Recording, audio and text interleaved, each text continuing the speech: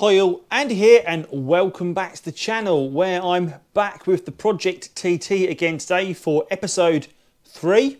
And this episode is all about what I'm going to do or have planned for the ProjectTT.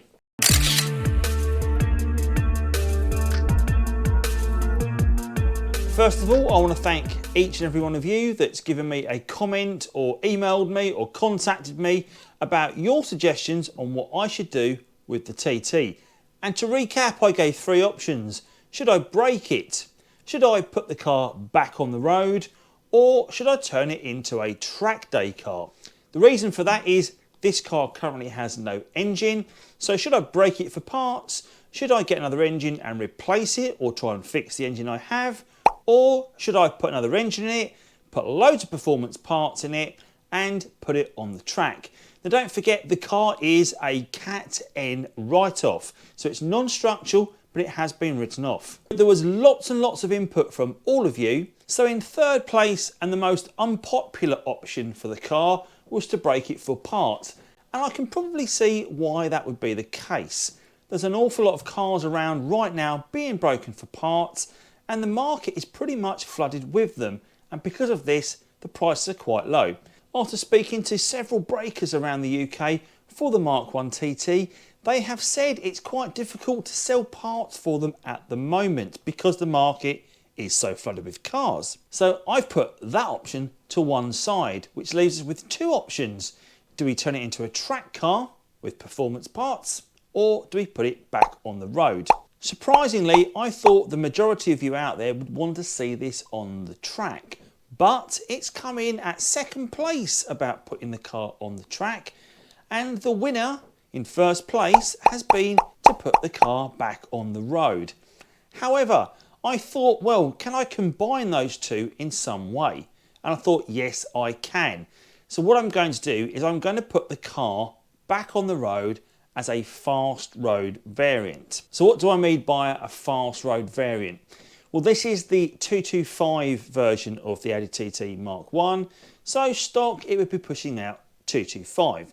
However, we know that the car has some performance parts on it already. It has the induction kit, it also has an oil catch can fitted to it as well, and the oversized tip. So I figured I'm going to go one better than that. I'm going to uprate the suspension, so I'm going to polybush the car. I'm also going to take a look at the brakes, put some big brakes on the car so it will stop better. I'm going to upgrade the suspension as well, not just the polybushes, but I'm going to go with shocks and springs, potentially coilovers, not quite decided yet. But of course, the most important thing is that engine.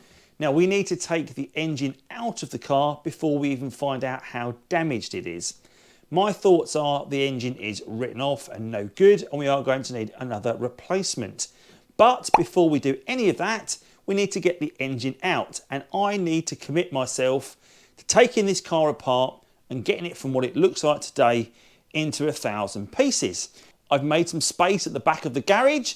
It's time to roll the car back and start the dismantling. Now the process I'm going to use for removing the engine, and I'm sure you can lift the engine out with the car intact, but that doesn't sound like the easiest way to do it. So my process is going to be to remove the front wheels with the car on axle stands, disconnect the drive shafts.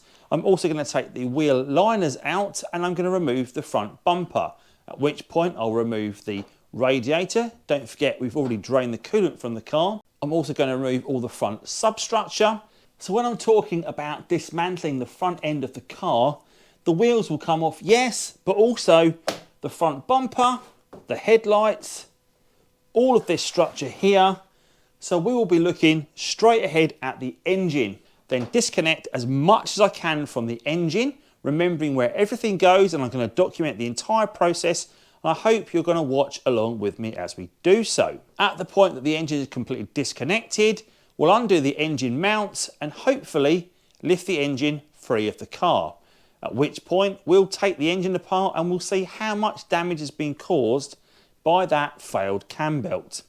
Again, that's a good reason to get your cam belt changed, because this could be the outcome. So now you know what I'm going to do with the car, and do you think I'm making the right choice by turning this into a fast road variant of the car? If you do or don't, please do leave me a message in the comments, because I'm really interested in your feedback on what I should do with this car and am I making the right decision. Don't forget, this car is category N, so its resale value is going to be quite low. So I think I'm actually going to keep this car. The bodywork on the car is what sold it to me, because the car is just too good to take apart. However, I think I might be wrapping the paintwork on this car, because I've got some good ideas what I can do with this next year on the show scene. So in the next episode, we're going to start dismantling the front end of this car, and that will be the first episode on engine removal. I hope you've enjoyed today's video, and if you have, then please do give it a thumbs up, and also think about subscribing to my channel if you've not already done so, where you'll find a whole host of content on the Audi TT Mk1 and hopefully the continuation of the journey with the ProjecTT. As always, thanks for watching and see you soon. Take care.